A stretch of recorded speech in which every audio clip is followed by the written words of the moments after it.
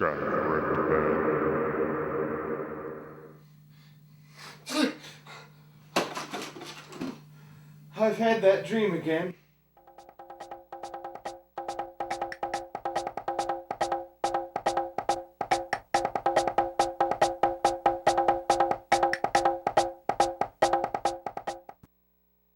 Can't remember how long it's been happening, seeing that disturbing face before I wake.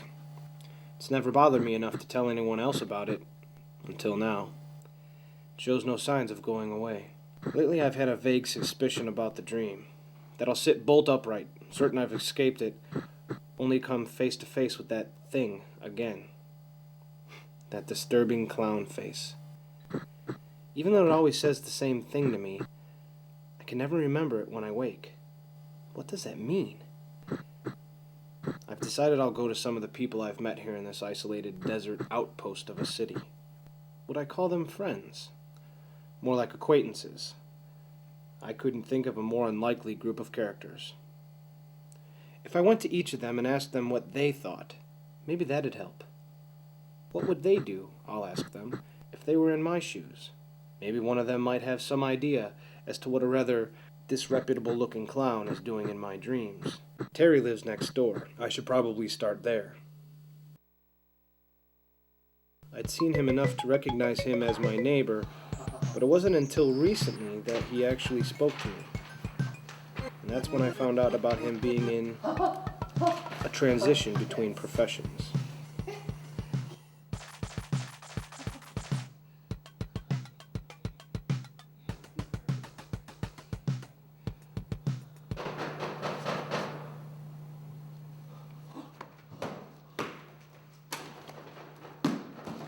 Hello?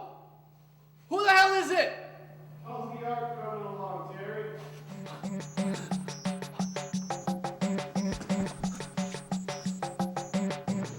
Oh. My nearest neighbor and my first and only admirer. And thank goodness, because I thought you were a traveling salesman. I would have had to use some of that traveling salesperson repellent I've been working on. I'm sure I'll have to test it sometime on a live specimen, but I'm still nervous about it, judging from what it's done in test runs. You're not here to try to sell me anything, are you? No.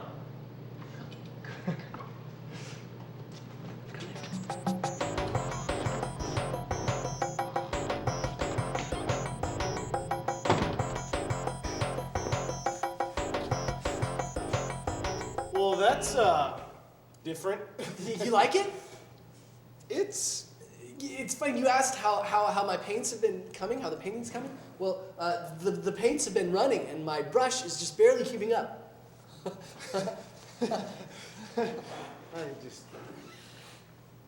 Terry. Yes. I've been having this odd dream. Well, that's funny you should mention dreams because I just had the most amazing dream the other night. What was so amazing about it? Well, it was amazing for the simple reason that it bridged the gulf between my past and my future. You mean your old and new professions? That's it, exactly. To come from a field so far removed from art as biochemistry, some might say I'm in over my head. I mean, what could I possibly hope to draw from that scientific background for an artistic foreground? My initial idea was just to totally disregard the biochemistry. What a shame that would have been. Because this dream, it presented the perfect solution. Solution? Well, what kind of solution? What? Solution to what? Now hear me out on this. It might sound a little crazy at first when I tell you what I'm prepared to do. I intend to construct a fully functional human head. A functional human head. I know, it even sounds crazy to me. Yet I had a dream of a head just floating freely in the bluest of skies. And that head spoke to me. It told me secrets rooted entirely in biochemistry. It told me how to assemble it. Terry! Ah! Terry! Are you there? Terry! Yes! I think so. can't see myself! And you're not much better off. I can only see your head. That's because I am only a head, Terry. But where are your eyes? I have none yet. That's a raw deal. A head with no eyes? What's it? Terry, build me. What? Build you? I'm no architect. I mean, when I was a kid, I played with Lincoln Logs. Terry, build me. Oh, you mean build you? You want me to build a human head? Yes, Terry, build me. But how? Properly. Oh, no, I don't mean that. I mean, how can I build a fully functional human head? Ah, it's brilliant!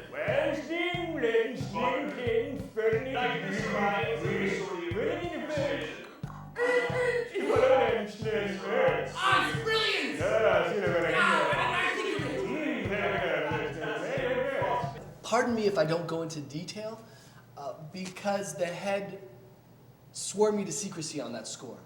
And it's all a lot of biochemist jargon anyway. You wouldn't understand it. That's okay.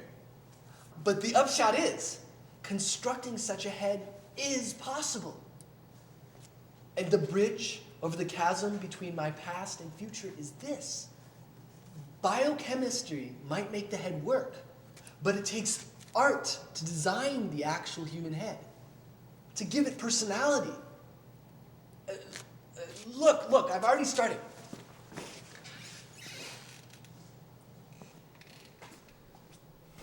Here it is.